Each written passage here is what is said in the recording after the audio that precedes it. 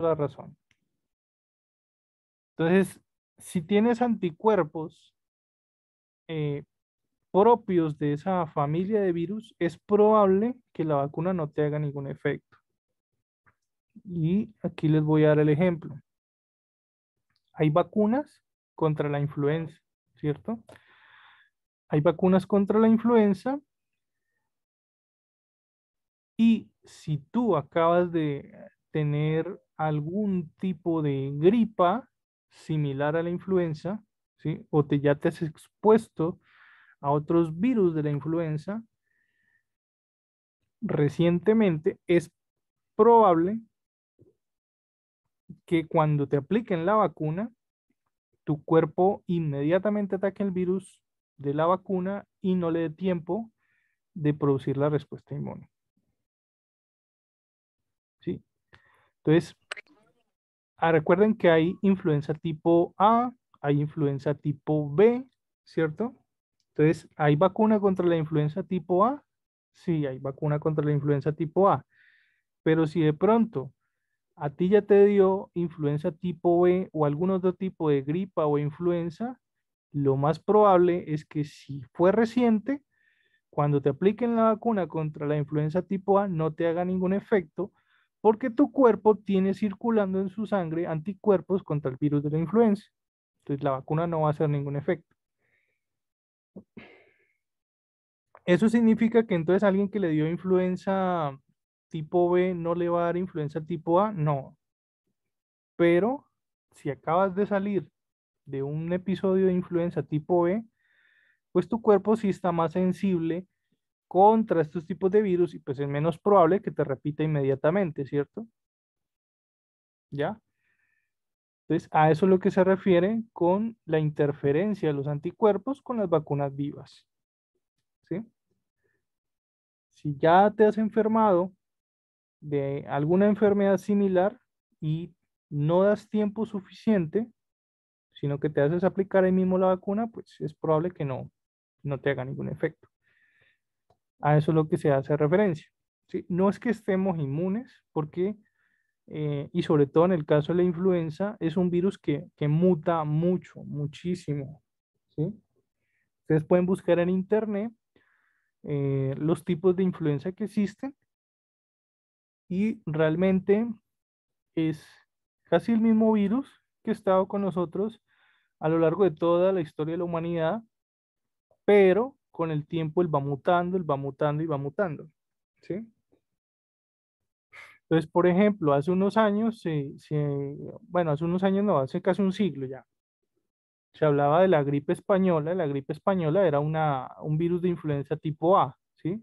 Pero si tú comparas esa cepa que golpeó tan duro con la gripe española, pues no es la misma cepa que existe hoy en día, ¿sí? Las cepas de influenza han ido mutando, ¿sí? Y pues asimismo, pues tienen que inventarse y reinventarse nuevas vacunas contra la influenza porque sigue y sigue mutando. Bueno, em, incluso pueden buscar un estudio que dice por qué no han disminuido los brotes de influenza en temporada de COVID, ¿sí? Y pues es un argumento que también usan la gente que no cree en la pandemia, es un argumento que lo usan, ¿sí? Pero sí hay una relación entre la influenza y el virus del COVID. Pero la relación es la forma de la cepa. Bueno, interacción entre anticuerpos y vacunas, dice acá, si una vacuna de virus vivos atenuados, por ejemplo, sarampión, rubella o parotiditis, recordemos que estas tres son una misma, ¿no? No una misma enfermedad, sino una misma vacuna para las tres, ¿sí? Que esta es la que se llama la triple viral, que es una vacuna que me protege contra sarampión, rubella y paperas. Y sí, paperas es lo mismo que parotiditis. Entonces, sarampión, rubella y paperas o parotiditis es una sola vacuna para las tres. Incluso hay una vacuna que se llama la pentavalente. que es contra 5 enfermedades. ¿Listo? Entonces dice acá, debe indicarse casi al mismo tiempo que una gamma globulina y es necesario tener en cuenta el mínimo intervalo para que la vacuna pueda replicarse y conferir inmunidad. Si se administra primero el anticuerpo, es decir, la gamma globulina, por ejemplo, el niño contacto con un paciente enfermo de hepatitis A, se debe esperar al menos 12 semanas para aplicar la vacuna de virus vivos atenuados. Entonces, miren la diferencia. Ya, entonces hay que tener en cuenta estos intervalos. Si se administra primero la vacuna de virus vivos atenuados, es necesario esperar por lo menos 2 semanas para suministrar la gamma globulina. Y vacunas combinadas y vacunación simultánea. El uso simultáneo de varias vacunas es importante porque aumenta la probabilidad de que un niño esté inmunizado de forma completa a una edad apropiada y evita las oportunidades perdidas de vacunación. Cuando se habla de vacunación simultánea, se refiere a la administración de vacunas en la misma visita, no en la misma jeringa. Nunca deben mezclarse dos vacunas en la misma jeringa a menos que el laboratorio o producto así lo establezca. Bueno, la administración de vacunas combinadas diseñadas de esta forma por el laboratorio productor, por ejemplo, la pentavalente, la DPT, la hepatitis B y la influenza tipo B, deben preferirse a la aplicación en inyecciones separadas de las vacunas equivalentes. Si es necesario aplicar diferentes productos biológicos en el mismo día, se deben distribuir en zonas anatómicas diferentes y si es necesario aplicar dos en la misma región, se deben de separar 2.5 centímetros y no aplicarlas donde se inyecta el DPT por su alta capacidad de generar reacciones. Entonces, traduciéndoles, las vacunas que vienen 5 en uno como la pentavalente o 3 en uno como la triple viral, no hay ningún problema que estén en la misma jeringa. Pero si son otras vacunas que le voy a aplicar al mismo tiempo, ¿sí? Como por ejemplo, le voy a aplicar triple viral y le voy a aplicar hepatitis B, entonces no se aplican en el mismo sitio, ¿sí? Idealmente en diferentes brazos. Entonces la triple viral iría en el brazo derecho, la hepatitis B, digamos, en el brazo izquierdo. Si por alguna razón no se le puede aplicar en el otro brazo, no sé, de pronto está amputado el brazo o el brazo tiene quemaduras graves en la piel, porque recuerden lo que veíamos en la clase anterior, lo que veíamos en la clase anterior era que cuando tú vas a aplicar una inyección, independientemente si sea una vacuna o medicamento, nunca se debe aplicar en una zona donde la piel esté mala, ¿sí? Ya sea quemada, con una herida, ¿sí? Con algo que comprometa la integridad de la piel, no se debería aplicar ahí inyecciones. Entonces, lo ideal es que se apliquen en brazos diferentes, pero supongamos que el otro brazo está quemado, está con una herida fuerte, está con sí, alguna herida profunda o infectada, o simplemente está amputado el brazo, ¿sí? Entonces, tocaría aplicarlas en el mismo brazo, ¿cierto?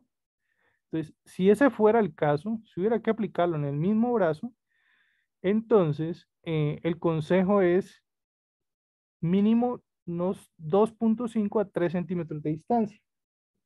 Entonces, por ejemplo, tenemos toda esta región deltoidea. ¿Hay espacio? Sí, hay espacio suficiente para aplicar 2 inyecciones. Sin embargo, hay otra recomendación. Si una de esas vacunas es DPT, pues ahí sí hay que tener más cuidado porque nos está diciendo que la DPT es de esas vacunas que tienen más probabilidad de causar eh, reacciones alérgicas o reacciones adversas. Entonces, si hay que aplicarle DPT y solo tenemos un brazo disponible, entonces habría que aplicarla lo más lejos posible, ¿sí? Entre la una y la otra. Eso es lo que nos está diciendo, lo más lejos posible, si solo se puede vacunar en el mismo brazo. Ya, vuelvo y lo digo, lo ideal es no vacunar en el mismo brazo, ¿sí? Sino en brazos diferentes. Si ya no hay de otra, pues entonces en el mismo brazo, pero como mínimo 2,5 centímetros de distancia entre una y otra eh, jeringa, entre uno y otro chuzón, perdón. Intercambio de preparados vacunales. Dice, en general no hay inconvenientes en administrar a una misma persona vacunas procedentes de diferentes fabricantes frente a una misma enfermedad en las dosis sucesivas del calendario de inmunizaciones. Así se puede intercambiar el uso de vacunas de hepatitis A, hepatitis B y Haemophilus influenza tipo B, tanto monovalentes, en combinación de diferentes laboratorios farmacéuticos. Entonces, lo que nos está diciendo acá es que no hay ningún problema con que tú te hagas aplicar una vacuna, por ejemplo, hepatitis A de un laboratorio y una de hepatitis B de otro laboratorio. O sea, eso no tiene nada que ver eh, las marcas, ¿ya? Intercambio de preparados vacunales. Los productos vacunales frente a una misma enfermedad contenidos en diferentes preparados comerciales y las formulaciones de vacunas combinadas se pueden intercambiar sin problemas con formulaciones monovalentes o combinaciones previas del mismo fabricante.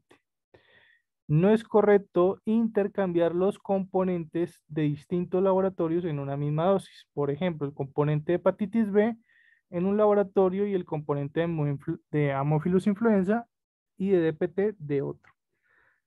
Entonces, aquí sí nos está diciendo que si bien en la anterior decía que no había ningún problema con que las vacunas fueran de diferentes marcas, sí es un problema cuando alguien se pone a jugar con los componentes de las vacunas.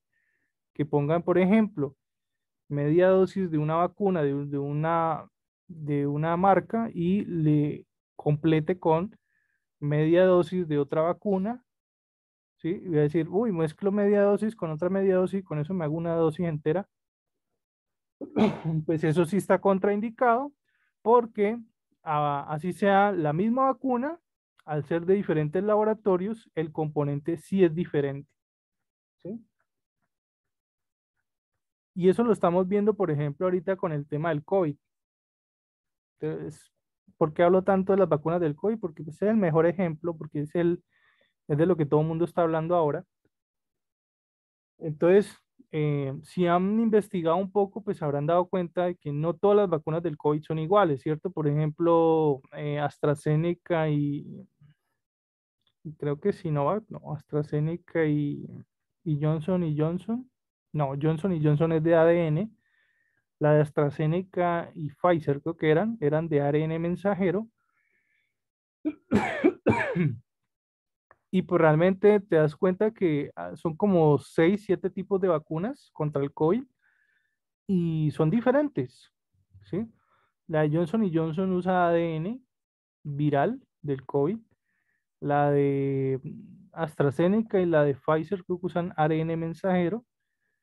Entonces, no es lo mismo. O sea, han sido elaboradas de forma distinta. Entonces, tú no puedes coger, por ejemplo, y decir, voy a coger media dosis de la Pfizer y la voy a mezclar con media dosis de la AstraZeneca y con media y media me hago una dosis. No, así no funciona, ¿cierto? Es más, es peligroso hacer eso.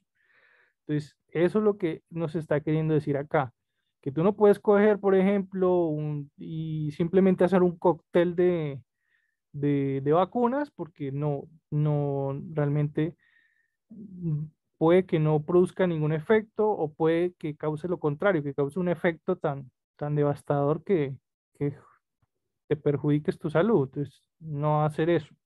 No decir, voy a coger un pedacito de la Pfizer con un pedacito de la AstraZeneca y otro pedacito de la Johnson y Johnson y las mezclo todas y con eso me hago una dosis de vacuna contra COVID. No, no se puede hacer eso.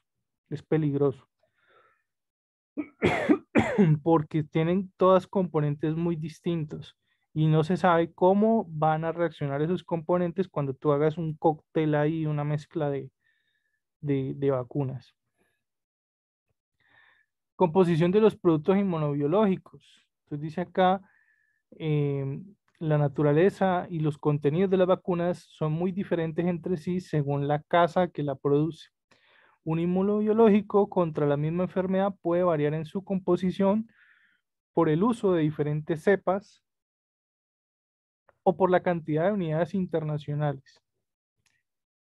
El líquido de suspensión, dice, puede ser tan simple como agua destilada o solución salina, o puede ser algo tan complejo como el medio biológico donde se haya producido el inmunobiológico. Tal es el caso de proteínas séricas, del huevo, de medias celulares o de cultivos celulares. Entonces, hay vacunas que tienen muy pocos componentes y hay vacunas que tienen muchos componentes. Preservativos, estabilizadores y antibióticos. Sí, las vacunas también tienen esta parte. Y esto es lo que lo hace que una vacuna sea compleja. Entonces dice acá, se utiliza este tipo de componentes para inhibir o prevenir el crecimiento bacteriano en los cultivos virales en el producto final o para estabilizar el antígeno. No son sustancias tales como el timerosal o antibióticos específicos, por ejemplo, neomicina en la vacuna antisarampión. Coayudantes. Entonces dice acá, en algunas vacunas con microorganismos muertos y fracciones de los mismos se utilizan compuestos de aluminio o alumbre o de calcio para incrementar la respuesta inmunológica. Los inmunobiológicos que contienen tales ayudantes deben inyectarse profundamente en la masa muscular, pues su inoculación en grasa o en intradérmica provoca irritación local seria, granulomas o necrosis. Y esto es bastante grave. Mira lo que nos está diciendo, que puede causar incluso necrosis. Y necrosis no es cualquier cosa, necrosis es muerte celular, o sea, es tejido, materia muerta. Entonces tú no quieres que te dé una necrosis en el brazo, ¿cierto que no? Entonces lo que nos está diciendo es que debe ser bien aplicada la vacuna, que las vacunas que tienen estos coayudantes tienen que llegar hasta el músculo, porque si no queda en el músculo y queda en la piel o en el tejido graso subcutáneo, pues puede causar una respuesta fuerte.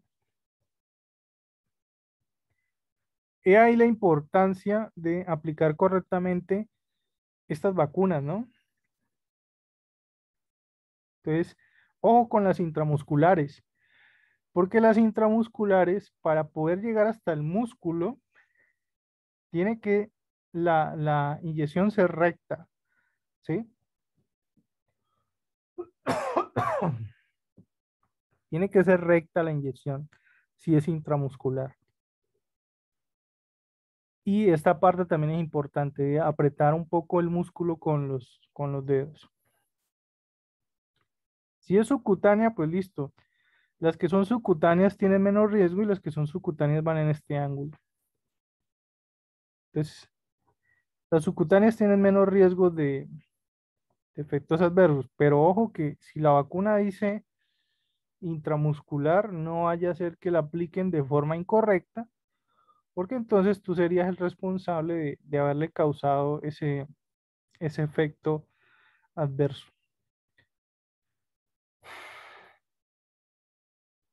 Eh, Esto no me voy a tener mucho porque se supone que ya lo hemos hablado, que obligatorio lavado de manos antes y después de vacunar. Esto ya lo hemos visto en las normas de control de infecciones, ¿sí? Todo lo que es la técnica séptica, ¿cierto? Lavado de manos. Recomendaciones, usar guantes solo si se tiene lesiones de piel abiertas en manos o va a tener contacto con fluidos corporales de niños infectados. Aprovechar todas las oportunidades de vacunar, ser flexibles en cuanto a los horarios, disponibilidad de biológicos. Preguntar por las contraindicaciones absolutas para ser vacunado. Reacción anafiláctica a vacunas previamente aplicadas, cuándo se administró el inmunobiológico, el tipo de vacuna y otro tipo de reacción a la vacuna. Valorar el estado general del niño antes de vacunarlo. Ventajas de la vacunación, explicarle a los padres tipos de vacunas que se le van a aplicar, enfermedad que va a prevenir, los efectos adversos, esto también es muy importante, explicarle cuáles son los efectos que puede causarle una vacuna y que debe acudir al médico si es necesario el tiempo preciso y si el padre no autoriza la vacuna, reportar a la comisaría de familia. El material, bueno, esto no lo no voy a tener mucho, pero el material se, se relaciona mucho es con la cadena de frío. Entonces dice un termo en buen estado, es decir, una nevera. Esas son neveras portátiles, pilas suficientes. Cuando dice pilas, se refiere al hielo, ¿sí? Eso es un gel que se congela. Entonces, ese gel congelado se le llaman pilas, ¿sí? Y pues la cadena de frío pues va a necesitar de un termómetro de nevera para registrar constantemente la temperatura. Ya vamos para allá, para esa parte de la cadena de frío, ¿sí? Pero pues por ahora estamos mencionando que se necesita su termómetro, su nevera portátil, que aquí le llaman termo Kingsley, y las pilas, que con pilas nos referimos a las bolsas de gel congeladas. Bueno, parece que hay alguien que se le está cayendo mucho. Ah, no se escucha nada. ¿Cómo así? ¿Sí se me oye ahora o no?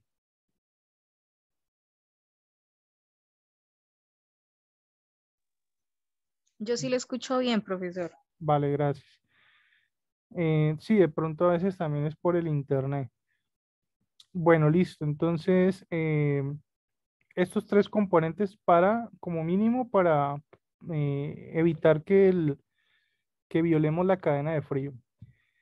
Carne de vacunación del niño, jeringas y agujas estériles de un solo uso, agua estéril y algodón, los productos biológicos que serían las vacunas, contenedor de plástico para desechar las agujas, que ya sabemos que ese es el guardián, y dos ampollas de adrenalina, 1 a 1 millón, ¿sí? Es una dosis muy pequeñita, y equipo de reanimación cardiopulmonar. Entonces miren que acá nos está diciendo que, ojo, hay pacientes que de pronto no vaya a dejar que le dé un paro ahí en plena vacunación. Fase de preparación, comprobar antes de empezar a vacunar la temperatura que existe en el interior del refrigerador. Esto es muy importante porque si las vacunas no están refrigeradas, se dañan. Revisar los termómetros de máximo y mínimo, las hojas de registro por si se ha producido algún incidente que haya podido afectar el estado de conservación de las vacunas. Revisar el protocolo y la bibliografía de las vacunas que se vayan a aplicar para poder explicar a los padres y actuar de inmediato en forma precisa y en caso de reacciones anafilácticas, es decir, reacciones alérgicas. Verificar la historia y el carnet de vacunación del niño, mirar las fechas en las que tuvo las anteriores dosis, lavarse las manos antes y después de vacunar y preparar el material necesario.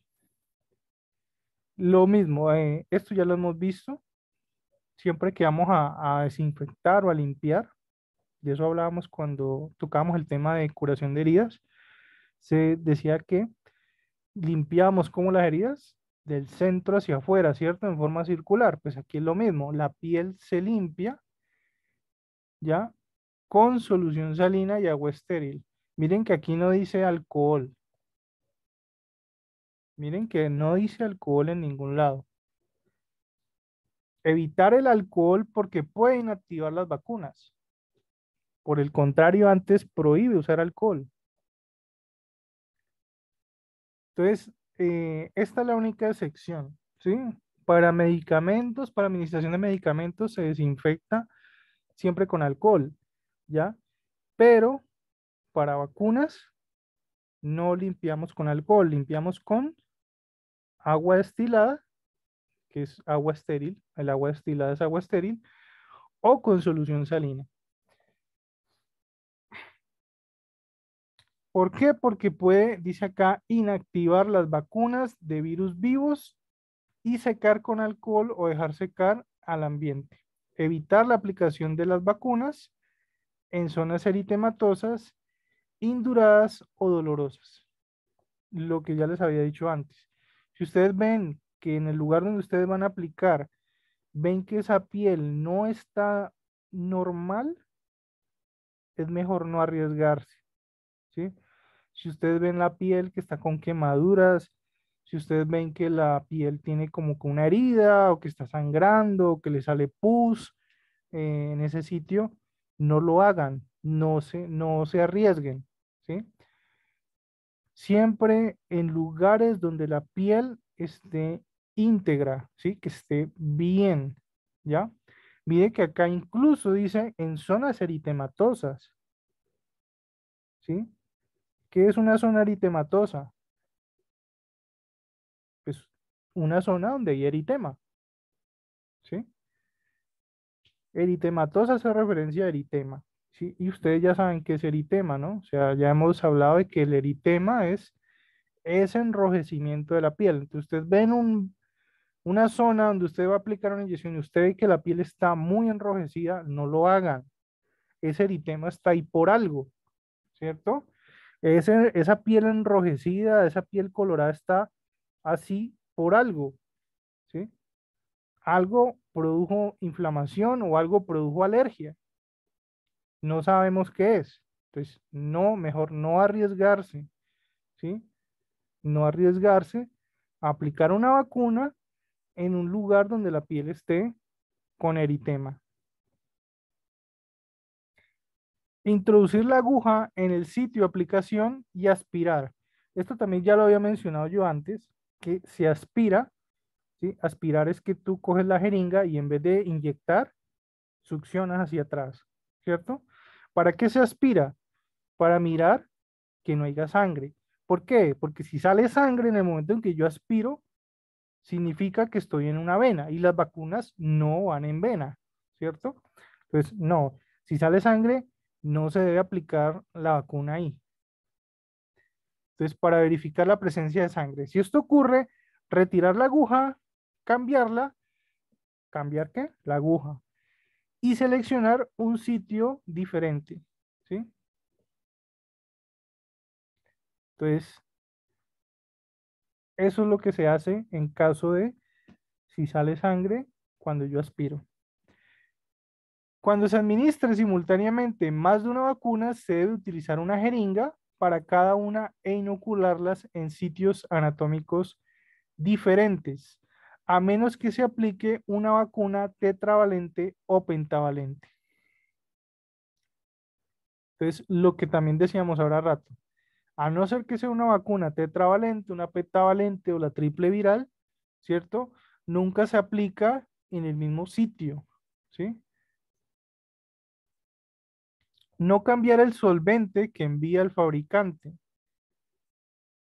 ¿Qué es eso del solvente? Pues ahí lo que decíamos ahora rato, las vacunas vienen unas en agua, otras vienen en solución salina, otras tienen otro tipo de químico. Entonces, no intentar, por ejemplo, una vacuna echarle agua o vamos a echarle solución salina, ¿no? No, no jugar con los solventes de las vacunas.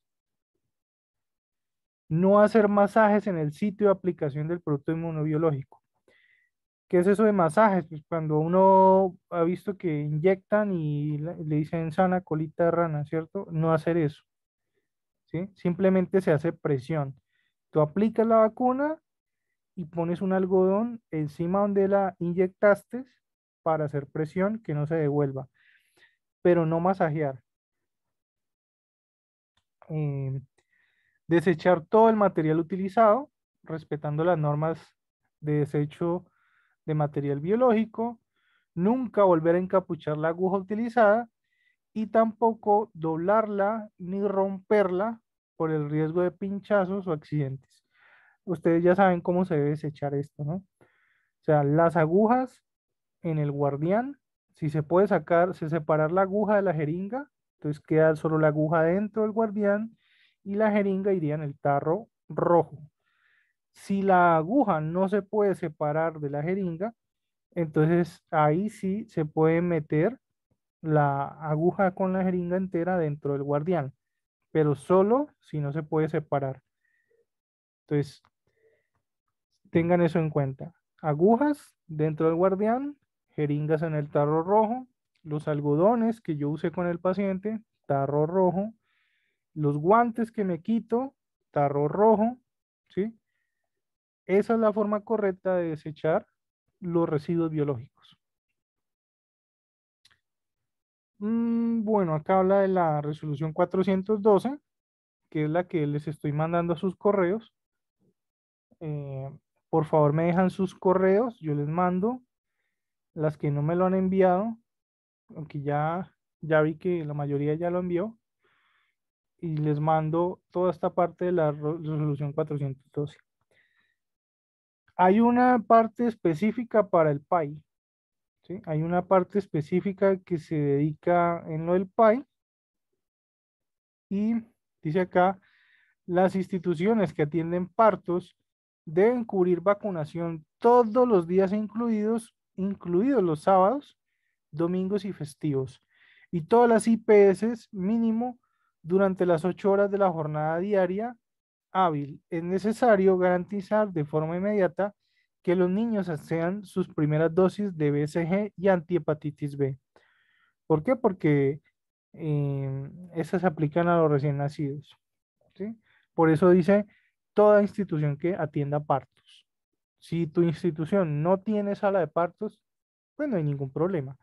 Pero si tu institución tiene sala de partos, pues tienen que tener ahí mismo una unidad donde apliquen las vacunas a estos recién nacidos. ¿Por qué?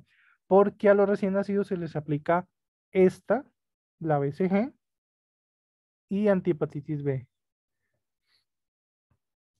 Eh, Vacunación del recién nacido, entonces dice acá, la expedición del carnet de vacunación no tiene costo establecido en ninguna norma, decreto, resolución o ley, y es responsabilidad de las secretarías de salud municipal y departamental la vigilancia y control del cumplimiento de estas normas. En pediatría, es decir, ya en niños más grandes.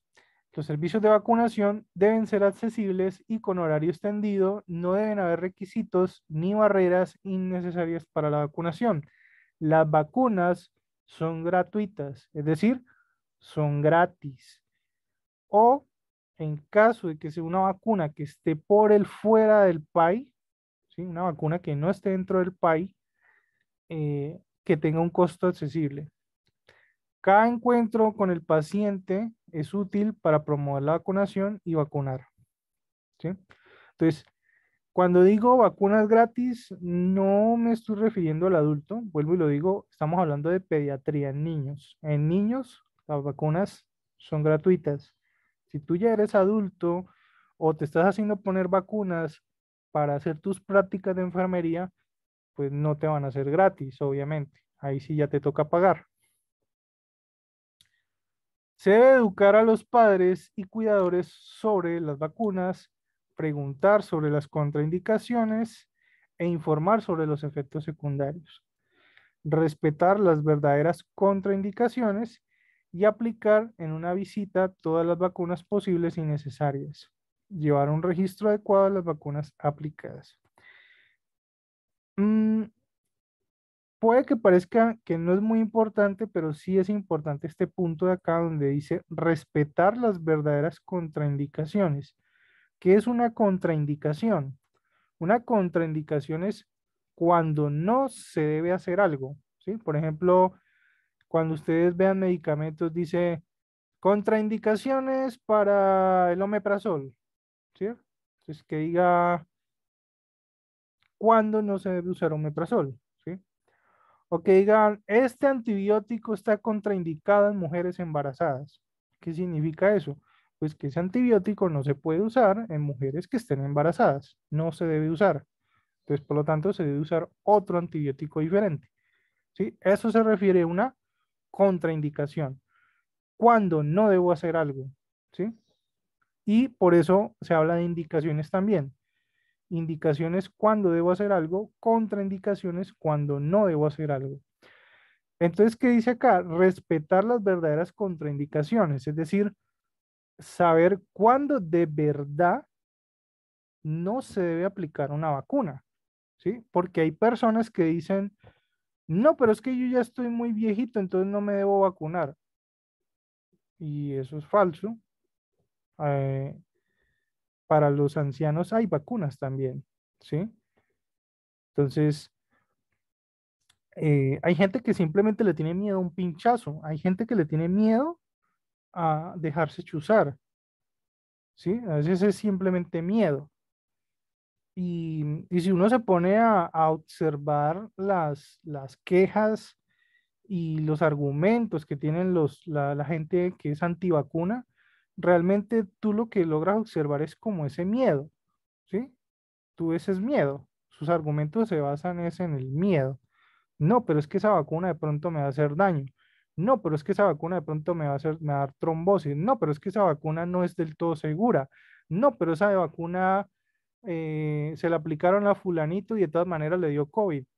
¿Sí? Entonces, muchos de esos argumentos son con base como al miedo, ¿sí?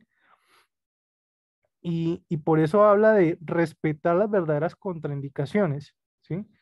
Cuando de verdad, no se debe usar esa vacuna.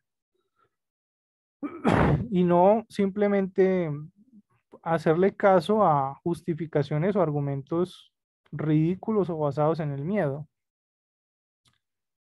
Bueno, eh, y pues realmente contraindicaciones no hay muchas, ¿cierto?